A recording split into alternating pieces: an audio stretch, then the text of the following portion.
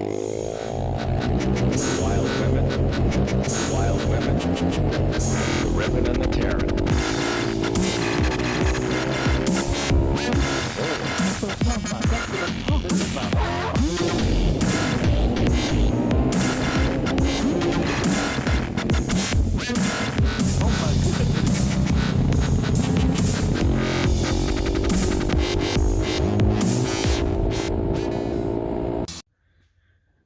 Okay, so today we're going to be working on this '05 Sierra 450. Customer brought it in complaining, or not complaining, just saying that it's getting hard to start. Was taking him like 5-6 kicks, and then all of a sudden went riding for a week with it like that, and then he let it sit for 2 weeks, and now it's really hard to start, he says. So we're gonna go in there and check the valves. Let's see if it needs to be shimmed up or something. Look, it feels like his bars there are a little stiff. I don't know. Might need new bearings up there soon. But anyways, we're not there for that. We're here for this. So I'm gonna get that off and spray that off best I can. Get all the dirt and stuff out of there so I don't knock it into his motor, and then we'll tear that off and check the valve clearance. Alright, so I got the top off. I was just checking to see if the piston was up in top dead center, which it is. So how you get it in the top dead center is you come down here, you take that cap off, and you see that little dot there on that gear there. You line it up with this dot on the engine case, and when those two are lined up, you can come over to this side and double check. You can see there's a line on the cam gear, and then there's a little arrow indicator there, which they're both lined up. We're in top dead center. I went through and this is what I come up with. I can't get any feeler gauges in the intakes, but the exhausts I got a 0.23 millimeter and a 0.20 millimeter,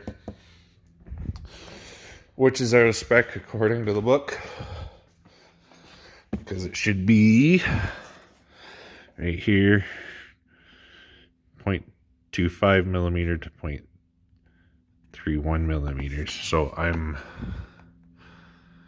a little short on that one, so I'm a little out of spec on that one. And then I can't even get says 450 is 0.13 to 0.19, and I can't even get a 0.04 in there. So those are way too tight. My brother's gonna come home and help me with these deciding which cams they are, but that's what the problem with this bike is. I did a compression test on it. It has no compression. Reason for it not having compression is because if the intake valves are too tight, then they won't close correctly, and that will cause it won't build compression at all and cause a no compression issue. And then the bike won't run, obviously. So how you fix that is you put smaller shims in, and that will allow the valves to close. I'm just not too smart enough to do the math on how to do that. So my brother, well, he's done a few of these before. I have not. I've only taken them apart. I've never done the shims on them. So when he gets home, we'll do something with the shims. So, and then this bike should be ready to go again. Okay, so we had this bike to get all back together. It still wasn't running quite right. It didn't want to start exactly right. So we had one of the valves still a little too tight, so we dropped it down.